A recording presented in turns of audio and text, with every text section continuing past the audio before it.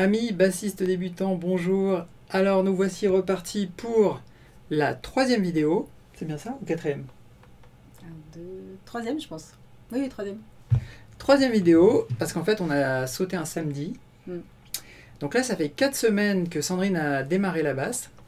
Je rappelle des petits points importants. Pour elle, la basse, c'est pas un instrument qu'elle a envie de jouer, c'est surtout un challenge en fait. Puis elle a voulu m'aider pour que j'ai une débutante vraiment qui part de zéro sans notion au niveau de la musique. Alors là, il y a pas mal de choses à dire, c'est intéressant parce que la semaine dernière, enfin il y a 2 semaines, pardon, la dernière vidéo, on avait une certaine stabilité. Alors c'était à 60 BPM, je crois. Ouais. Donc il y avait une certaine stabilité.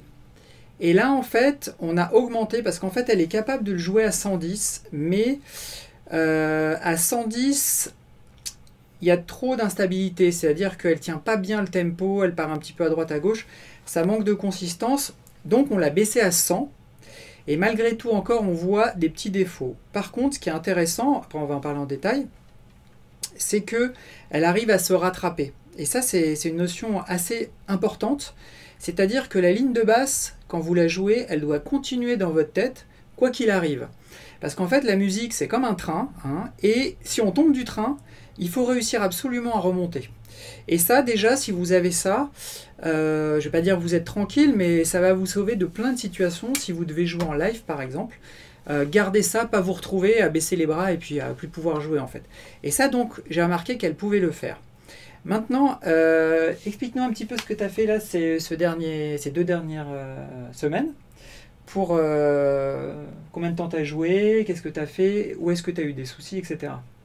Alors, c'est vrai que déjà, je pensais en jouer un peu plus. Je me suis dit, bon, ça va être un temps de vacances, donc je vais pouvoir m'y consacrer plus. Et en fait, pas vraiment, à part quelques journées par-ci, par-là. Tu as joué tous les jours quand même, hein. Oui, tous les jours, mais c'est vrai qu'il y a des jours où c'était 10 minutes et un quart d'heure, pas plus, quand d'autres... Je me challengeais un peu toute seule et du coup j'en faisais un peu plus longtemps.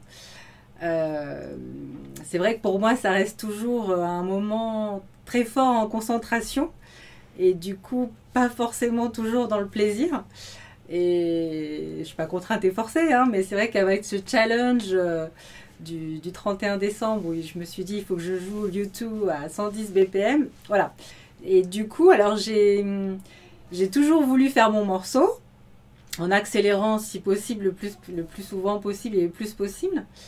Et du coup, j'ai pas écouté les conseils de mon prof, pas toujours en tout cas, qui me disait mais à côté de ça, fais des petits exercices pour les doigts, etc. etc. Alors je lui faisais plaisir 5 minutes et je lui faisais son exercice, mais pas de façon très sérieuse et rigoureuse.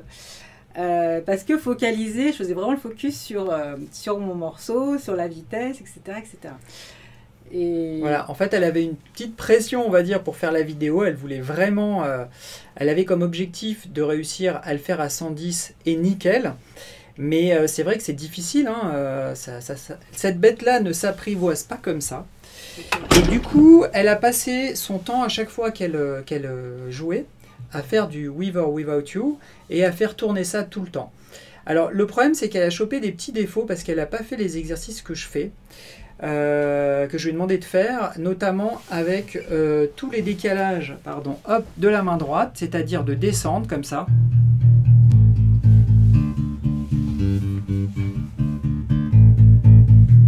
Voilà, d'accord, ce genre de petit exercice qui est fort utile pour ce morceau, et notamment quand on passe ici du sol.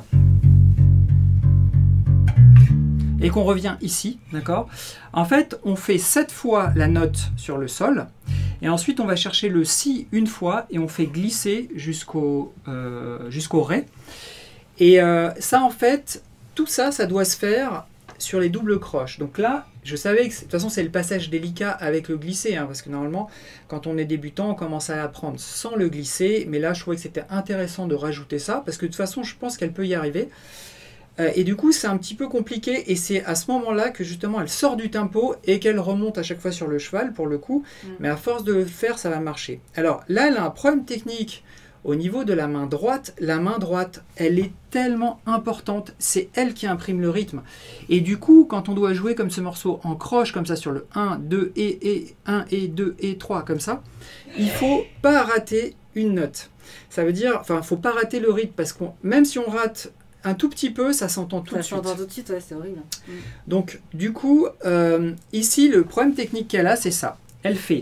Elle part de l'index, je crois, 1, 2, 3, 4, 5, 6, 7. Et normalement, elle devrait mettre le majeur. Et elle remet l'index. D'accord? Pourquoi? Parce que ici, avec sa main gauche, elle va poser l'index. D'accord? Donc, elle va avoir ce besoin de revenir avec l'index côté main droite. Parce qu'on a souvent ce problème de symétrie. Quand on appuie avec l'index avec la main droite, avec la main gauche, pardon, on veut appuyer avec la main droite au niveau du rythme. Et donc, des fois, il y a un petit décalage entre les doigts. Donc, je vais remontrer ça si j'arrive à positionner. Donc, elle fait 1, 2, 3, 4, 5, 6, 7. Et normalement, comme mon index vient de tirer la corde, quand je vais chercher au niveau de la main gauche, le si, je suis censé aller le chercher avec le majeur. D'accord ? Si on est parti sur le doigt, c'est l'inverse. Hein. Mais elle, comme elle fait 1, 2, 3, 4, 5, 6, 7, et qu'elle va rechercher ici, et bien ce temps-là de passage, ça perturbe à chaque fois, et c'est pour ça que je lui ai demandé de faire cet exercice 1, 2, 3, 4, 1, 2, 3, 4, comme j'ai montré tout au début. De la même façon, quand on vient de la corde du dessous, par exemple cette corde-là, et qu'on veut faire sonner juste après la corde de Mi, celle qui est au-dessus, il faut laisser le même doigt et le remonter. D'accord ? Il ne faut pas changer de doigt. Et elle avait tendance aussi à avoir ce défaut, parce que justement, elle ne m'a pas écouté. Donc voilà, alors ça c'est le problème principal. Maintenant, ça manque de consistance et d'assise. Mais c'est tout à fait normal, hein, elle ne peut pas choper ça en si peu de temps. Ça, c'est quelque chose qui va se régler petit à petit. Alors, ce que je vais faire pour la suite, en fait, je vais la faire partir sur un autre morceau assez simple, où il y a un petit peu de variation de rythme, pas que des doubles croches, de façon justement à la sortir de With or Without You, et la faire revenir un petit peu plus tard dedans, et elle va remarquer déjà, et je le parie, hein, qu'elle n'aura pas du tout perdu le niveau de où elle en est dans With or Without You, mais qu'au contraire, ça va l'aider justement à progresser parce qu'elle va effacer ses défauts. Je préfère pas qu'elle continue à persister pour l'instant là-dedans parce que ça va être compliqué. Voilà pour ça. Après, qu'est-ce qu'on peut dire encore? Qu'est-ce qu'il y a eu de particulier? Oui, bah disons que moi, par rapport à la main droite, je me suis surprise moi-même en fait de toujours, enfin en tant que débutant, je pense, hein, toujours avoir cette incapacité à être très régulière, à vite avoir les doigts crispés. Alors quand je suis face à la caméra, c'est puissance 10 par rapport à quand je joue face à Daniel. Donc dès qu'on a les doigts crispés, c'est impossible de bien enchaîner. Et voilà, physiquement, il y a un blocage, quoi. Ouais, ouais. Et... Alors, je me permets de dire un truc. Effectivement, quand on le fait hors caméra, parce que là, c'est plus la pression, parce qu'elle sait que la vidéo va aller sur YouTube, etc. après, et qu'il y a comme une attente, hein, enfin, elle imagine qu'il y a une attente, donc forcément, c'est toujours pareil, quand on imagine qu'il y a une attente, que ce soit pour faire du live ou quelque chose, ben on se crispe. La crispation, elle est physique, mais elle est d'abord mentale, hein, ça part de la tête. Oui. Et ce qui se passe, c'est qu'on a chacun, ça peut se manifester à différents endroits. Alors moi, j'avais aussi les doigts assez raides, comme ça, ils se raidissaient vraiment, hein, c'est-à-dire qu'ils devenaient, on dirait, deux bâtons. Donc c'était compliqué à être fluide. Et quand j'étais sur scène, justement, dans mon école de musique, j'avais les jambes un peu en coton. Alors j'arrivais quand même à garder la stabilité main droite, les jambes en coton, je faisais comme je pouvais, mais c'était compliqué de jouer comme ça. C'est vrai que voilà, ça fait aussi partie, si vous voulez faire de la scène un petit peu plus tard, enfin de la scène ou du live ou n'importe quoi, ben vous allez aussi passer par ces moments-là. Et dans une de mes vidéos, dans lequel je parle du live, j'explique comment moi j'ai réglé complètement ce problème. Donc je vous laisserai la regarder. Mais voilà, je comprends tout à fait que voilà, quand on a en plus ce petit truc physique, ben ça, c'est compliqué. C'est vraiment compliqué parce que comme on a un instrument qui absorbe tout ce qu'on lui donne, et ben quand on lui donne du stress, et ben on le ressent. On le ressent de différentes façons. On le ressent par le son qui est moins bon, on le ressent par le décalage, on n'est plus calé dans le rythme. Enfin voilà, c'est pour ça que c'est compliqué de faire de la musique. C'est surtout des instruments à cordes comme ça. Voilà, donc c'est des messages pour vous rassurer, les débutants. C'est normal, après un mois. Pourtant, la ligne peut paraître simple. Franchement, c'est que un truc hyper régulier en croche. Ça peut paraître simple, mais non, parce qu'il faut la faire sonner proprement. Et il faut être vraiment calé. Et c'est long. Il n'y a pas de raccourci, à moins que vous ayez déjà fait de la musique, vous ayez des notions de rythme, que vous ayez des choses comme ça. Mais sinon, voilà, c'est long. Et ça va mettre plusieurs mois avant qu'elle arrive à le faire complètement. Par contre, bon, je parle beaucoup, mais voilà, j'ai pas mal de trucs à dire. Il y a un autre truc qui est intéressant, c'est que quand elle a commencé les deux premières semaines, elle devait faire 3 ou 4 tournes. Et après, elle était morte, elle était cuite. Et maintenant, moi, je l'ai déjà surpris, faire plusieurs musiques de tournes complètes. Plusieurs minutes, pardon. Plusieurs minutes de tournes complètes. Ce qui veut dire que, musculairement, pour moi, il faut à peu près, je pense, 3 semaines, normalement. Voilà, ça commence à se mettre en place. Et elle est capable de tenir. Moi, je pense qu'elle pourrait tenir tout le morceau. Elle aurait la main un peu chaude à la fin, mais elle pourrait tenir tout le morceau. Donc, ça fait partie aussi de la progression, de garder... c'est une course de fond, ce genre de morceau. Il faut durer tout le temps, c'est une course de fond. Et en plus, ce genre de morceau, la difficulté, il est piégeux.